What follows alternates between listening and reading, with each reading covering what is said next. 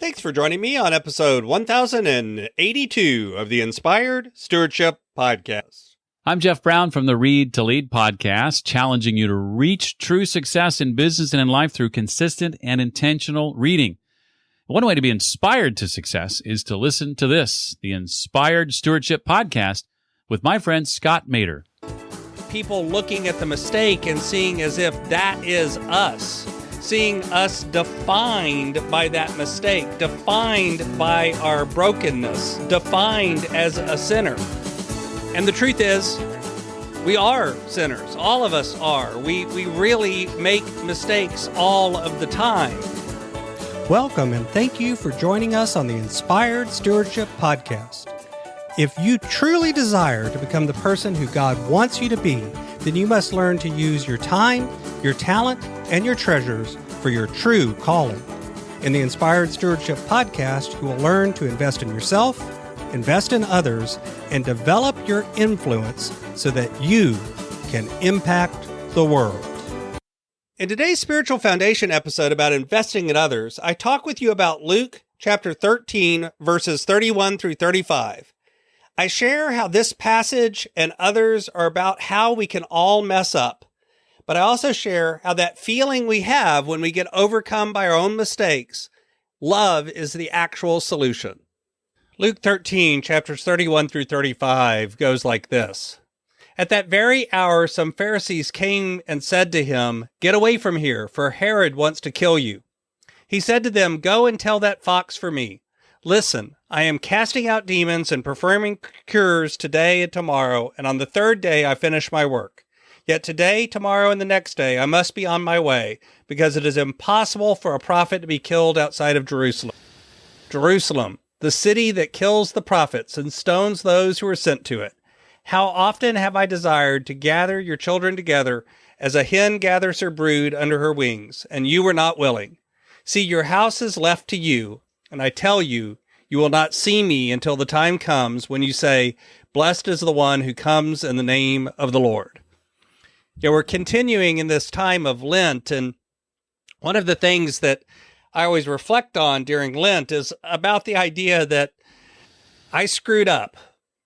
I know that may not be a big surprise. I talk a lot on the podcast about how I've messed up throughout my life, and I think a lot of times we hear people talk about messing up, and that's the first reaction. Yeah, so what else is new? We all mess up. We do it with frightening regularity. In fact, it becomes a standard operating procedure for so many of us. But this isn't about a confession. This is about looking at things in the greater scheme of things. The truth is that a lot of times the mess up we have isn't that big of a deal, except that we find ourselves finding others and in ourselves disappointment and judgment. We see dismissal. We see people looking at the mistake and seeing as if that is us, seeing us defined by that mistake, defined by our brokenness, defined as a sinner. And the truth is, we are sinners. All of us are. We really make mistakes all of the time. And these experiences sometimes make us feel small. They make us feel insignificant. They make us feel unloved. It's a common experience that we often have as human beings. And I'm not going to say that I know what other people's experiences feel like in terms of how other people who aren't me, who've had a different background, a different experience, have grown up in a different environment, what their path feels like.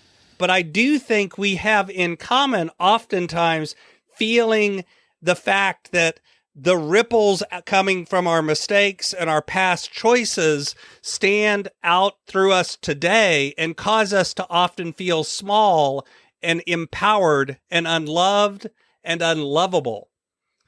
The truth is, we feel like we're a long way from home and that we're the only person out there, when in reality, the human condition is one where we all often feel disconnected and unconnected to others. It is a common human experience. We feel that there's a common feeling or a tragic feeling of mistakes and circumstances and our own failures or misunderstandings, and all of these things that seem to drive a wedge between us are often also something that we all have in common. And by letting it drive a wedge between us, it also drives a wedge between us and our relationship with God. It can drive us and cut us off from feeling connected to God. It doesn't actually disconnect us from God, but it makes us feel disconnected. It makes us feel that our sin, our brokenness, our mistakes, our errors, all of these things would cause God to turn away from us in disgust or dismissal. And that is part of our human condition, that feeling of, why have you forsaken me? That feeling of, we've got to go forward and somehow or another live this out, but we know how it's going to end. Just like this passage from Luke. How do we continue on in moments when we feel like we've been cut off from everything? The truth is, we continue by recognizing that at the end of the day, that human experience, that feeling of mistake is one that we all have in common. And the truth is that we are loved not despite that, but we are loved at all times, with it, without it, no matter what has happened. The truth is that the passage about the Pharisees coming in and saying, hey, watch out. These are the same people that throughout the Bible have been held up. Almost everyone looks at them sometimes as the bad guys, but they're really not. They seem to be the group that's trying to trip Jesus up. And here they're actually warning him that, hey, something's going wrong. You're going to be killed. And he tells them to go back and let them know, let the fox in the henhouse know that, hey, even this has a limit, because my love is greater than this, and I'm going to do what I have to do. And I know how it's going to end, but I'm going to do it anyway. And that feeling of love that Christ offers is one that we all need, because that is what lets us feel connected to each other and to God, despite the fact that we all mess up. Thanks for listening. Thanks so much for listening to the Inspired Stewardship podcast. As a subscriber and listener, we challenge you to not just sit back and passively listen, but act on what you've heard and find a way to live your calling. If you enjoyed this episode, do me a favor. Go over to facebook.com/inspired stewardship and like our Facebook page and mark it that you'd like to get notifications from us so that we can connect with you on Facebook and make sure that we're serving you to the best of our abilities with time and tips there.